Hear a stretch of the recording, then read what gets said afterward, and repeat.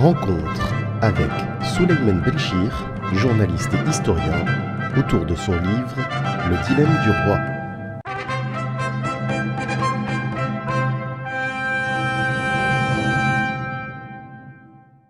C'est pas un bouquin de scoop, c'est un bouquin de réflexion, d'analyse sereine. Et donc je me suis attaché on va dire, plus à l'institution monarchique, à son histoire, à ses origines, à son fonctionnement, qu'à la personnalité des monarques. Même si, évidemment, en filigrane, on voit bien les différentes personnalités, en particulier des trois derniers rois, enfin de l'actuel et des deux précédents, on voit bien qu'elles sont différentes.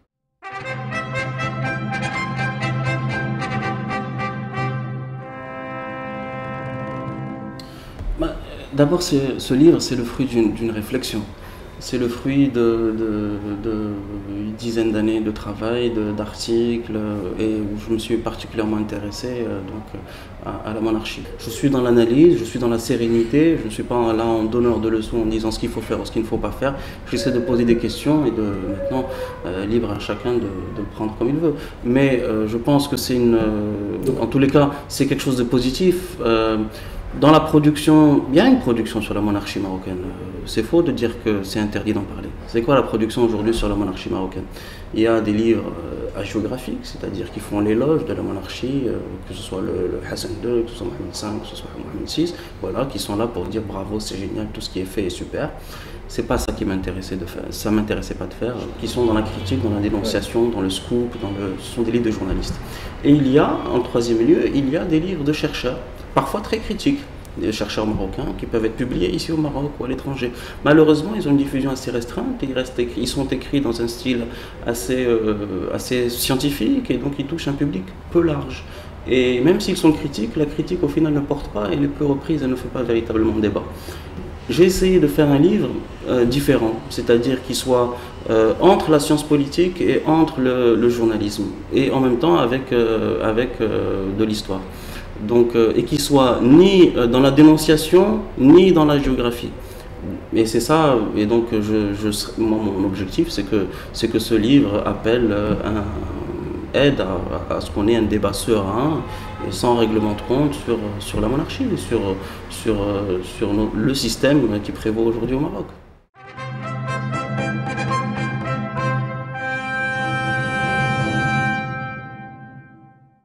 Oui, évidemment, les influences sont multiples et ça c'est hérité du protectorat. En fait, le protectorat a fait coexister deux systèmes. Il a tiré parti du système traditionnel sans l'annuler, sans l'effacer. Au contraire, il en a tiré profit. Donc nous avons depuis le protectorat un droit positif occidental qui a fait son entrée au Maroc et en même temps un système traditionnel qui a perduré et sur lequel s'est appuyé l'occupant français. Alors, au lendemain de l'indépendance, tout pouvait, disons, le champ des possibles était ouvert. Donc, on pouvait sabrer le côté traditionnaliste et ne s'appuyer que sur le volet du droit positif. C'est d'ailleurs une question qui s'est posée et c'est pour ça que la première constitution du Maroc est peut-être celle de 62, je ne dis pas que c'est la plus démocratique, mais c'est sans doute celle où la trace du droit positif occidental est la plus importante. Et l'exemple du Dahel est assez intéressant puisque c'est la seule constitution où il n'y a pas de terme Dahel dans la traduction en français de la constitution. On parle de décret-loi. Et le fait qu'une décennie plus tard, on soit revenu donc, au terme même de Dahel, qui permet de jouer sur la confusion qu'il peut y avoir entre les deux statuts du chef de l'État, à savoir le commandeur des croyants et puis de l'autre côté son rôle de chef politique, eh bien, on voit bien qu'en 10 ans, eh bien, on a... Et ça, c'est la marque, c'est la touche Hassan II. On voit bien qu'il y a eu un retour à la tradition et donc il y a toujours eu le souci de s'appuyer sur le droit positif occidental, donc sur des notions plutôt progressistes. Ça permet de donner au Maroc une bonne image à l'international. On fait appel à des constitutionnalistes français, mais il n'y a jamais eu la volonté de se détacher, de rompre avec le système traditionnel. Même s'il y a eu, on va dire pendant 5 ans à peu près, de 56 à 61, 62, il y a eu une phase où tout semblait possible.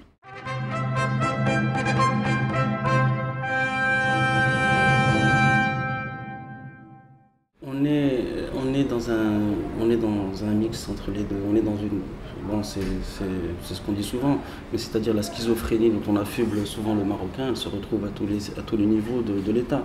On est dans une dualité entre tradition et modernité qui se retrouvent partout. Elle se retrouve donc dans les sources du droit, le droit musulman ou le droit positif, les deux coexistent. Vous avez le droit des affaires d'un côté, qui est exclusivement fondé sur les principes du droit positif, et de l'autre côté, par exemple, le droit de la famille, qui s'appuie essentiellement sur le droit traditionnel musulman. Vous avez aussi une sorte de dualité, toujours même au sommet de l'État, donc ça peut prêter à confusion, par exemple, entre le pouvoir de l'ombre et le pouvoir effectif du gouvernement, le pouvoir du cabinet royal et le pouvoir du gouvernement. Alors ça, il y a quelque chose qui est assez intéressant, c'est que ce système-là, la monarchie aujourd'hui, peut-être ajoute de la confusion à ce système qui est hérité de Hassan II. Pour simple exemple, le rôle du cabinet royal.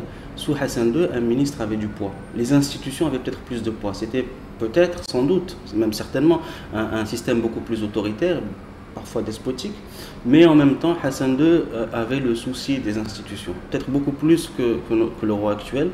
Et donc, sous Hassan II, d'ailleurs, c'est dit dans le livre de Waterbury, donc il a beaucoup étudié la question, le cabinet royal, c'était une sorte de voie de garage. Les conseillers du roi n'avaient quasiment aucune existence propre. Ils n'existaient que par le lien qu'ils avaient avec le roi. Ouais. Et sachant que les ministres, eux, avaient une existence institutionnelle et en plus, ils avaient une proximité avec le roi. Être ministre du temps de Hassan II, c'était quelque chose. Un ministre avait du pouvoir. Aujourd'hui, les ministres ont moins de pouvoir. La classe politique, on sent, on va dire, une sorte de défiance entre d'un côté une classe politique qui ne reflète, surtout aujourd'hui avec le PJD, qui ne reflète pas forcément les orientations du palais, et de l'autre côté, donc la monarchie qui s'appuie plus donc sur des conseillers qui sont beaucoup plus présents, qui ont leur propre autonomie, qui ont leur propre réseau, et qui parfois, on l'a vu, donc des proches du roi, qui jouent un rôle dans la sphère politique pour briser des hommes politiques du camp opposé.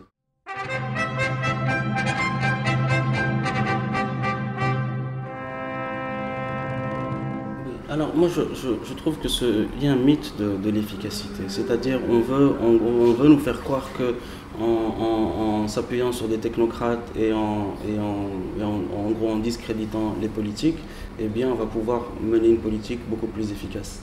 Effectivement, dans un sens, ça peut être vrai. Effectivement, au Maroc, on sait construire des barrages, on sait construire des routes, on sait construire des tours, voilà, le Maroc est en chantier, on l'a tous vu depuis maintenant 14 ans, eh bien, le Maroc s'est développé en termes d'infrastructures. Malheureusement, mener des projets, ça ne suffit pas. Il faut savoir réformer. Pour qu'un pays avance, il faut pouvoir faire autre chose que de simples projets. Réformer, c'est toujours plus difficile. Mener un projet, d'accord, il y a des difficultés, parfois il faut exproprier des gens, il faut les indemniser, ça peut créer des troubles sociaux. Mais grosso modo, on sait faire, c'est pas compliqué, c'est pas si compliqué que ça. Puis ce sont les mêmes problématiques partout.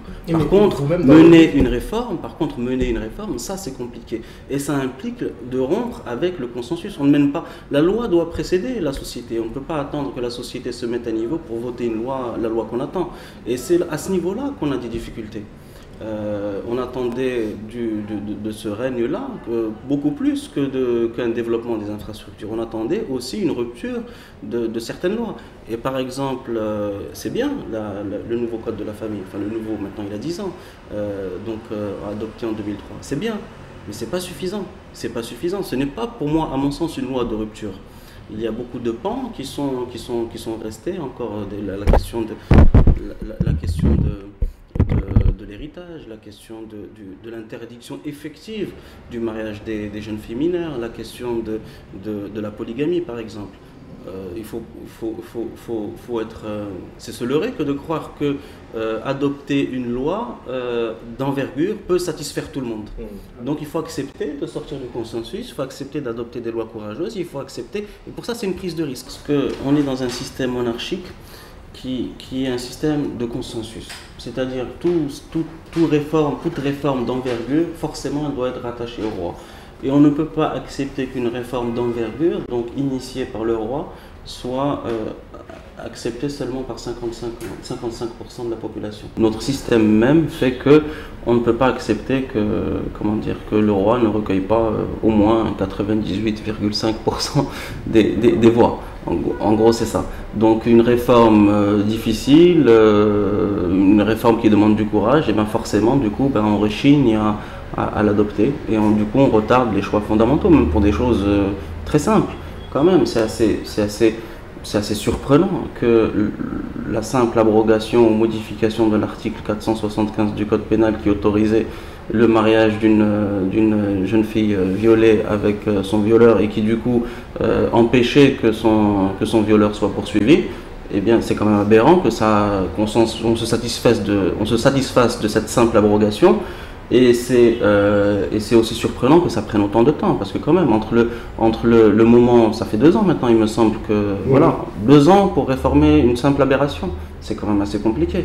Alors qu'il y a d'autres questions qui sont... Et pourtant, là, la société est totalement prête à accepter.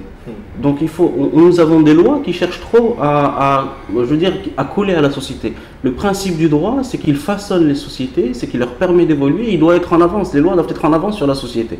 Je veux dire, la France n'a pas attendu que tous les Français soient d'accord pour abolir la peine de mort. C'était une loi courageuse, après ça entre dans les mœurs. Pareil, maintenant on peut être d'accord ou contre, mais je suis sûr que le mariage pour tous, eh bien on a vu que ça a engendré beaucoup de polémiques, mais rendez-vous dans 10 ans et on verra ce que les gens en penseront. Je suis persuadé que les gens se mettront à niveau et adopteront la loi. Au Maroc, on n'est pas du tout dans ce cas de figure et du coup on a du mal à réformer, on reste dans une sorte d'entre-deux et on se complaît dans l'autosatisfaction, c'est-à-dire nous avons réussi, nous construisons des routes, mais ça ok, c'est facile, mais réformons notre pays. Et ça, malheureusement, effectivement, la dualité du système fait que c'est plus compliqué.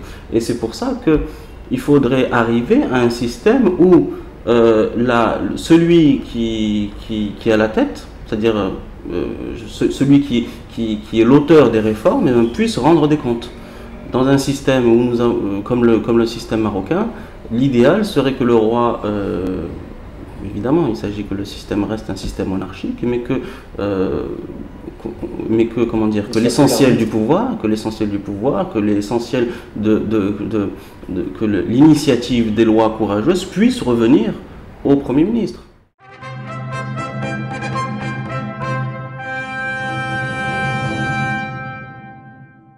Ce serait mentir que de dire que nous avons la classe politique que nous méritons, quelque part.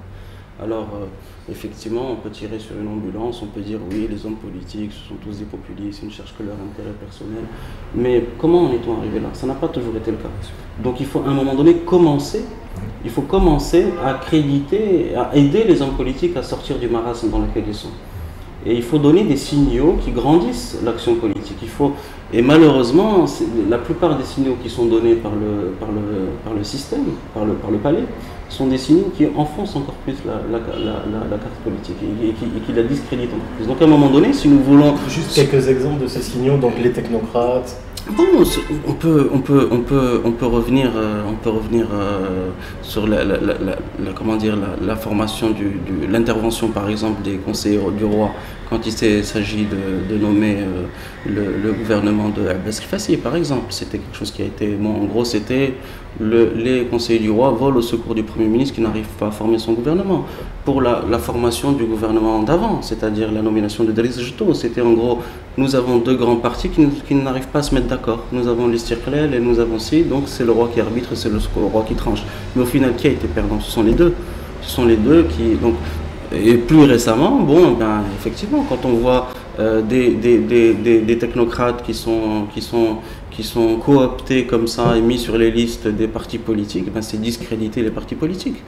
Alors, oui, à l'efficacité, bien sûr, mais pas au détriment des partis politiques. Aujourd'hui, tout est fait pour leur ôter le peu de crédibilité qui leur reste. Et ça, il faut qu'on arrive à rompre avec ça.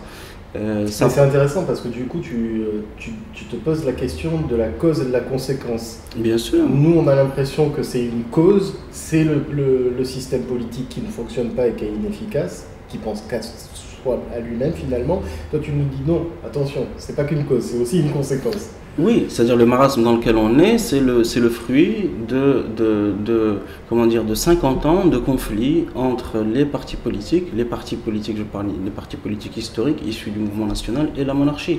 Il y a 50 ans, nous avions des leaders qui avaient leur réseau à l'international. Nous avions des Ben Barka, nous avions des Bouhabid, nous avions des gens qui avaient une stature d'hommes d'État et qui en même temps n'en oubliaient pas pour autant leur militantisme. Alors ils pouvaient faire des erreurs, mais c'était de vrais hommes politiques.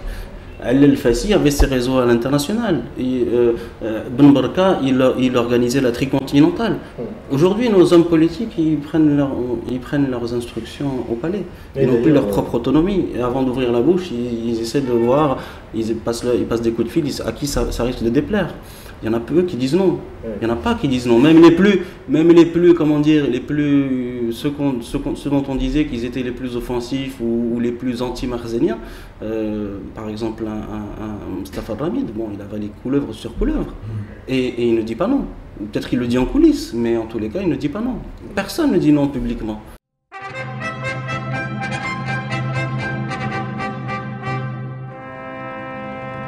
Je pense que la rupture passe par